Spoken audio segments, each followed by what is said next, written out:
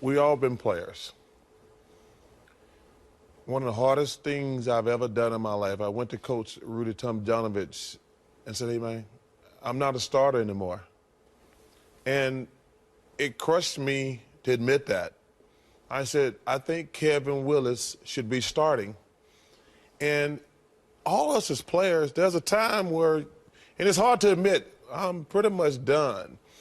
And Andre Miller still can help, but these teams are obviously young and they want to play at a different style, and he's probably capable of playing it, to be honest, because he's more of a half-court player at this stage of his career. And that's just the way it is in every player's career, and you have to check your ego at the door. And it's hard. It's not easy to do now. Has too much happened right now for Andre Miller to remain a Denver Nugget? I don't think would too you much see him saying, "Oh yeah, look, I know I don't fit into your rotation here, but I'll sit on the bench for you"? I don't know if too much has happened. One thing I always learned is when you don't have something, you act out of character, or you're losing something.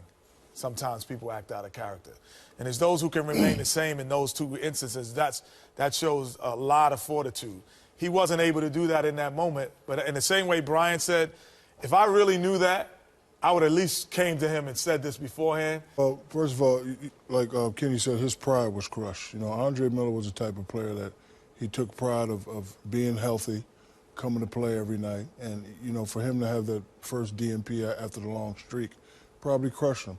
He handled it the wrong way. But Chuck makes a good point. You know, first of all, it's all about the team. So, you know, you have to be able to check your ego at the door and say, you know what, be sure you're right. I'm going to be here. I'm going to support the team. Because you never know. They may need him one day.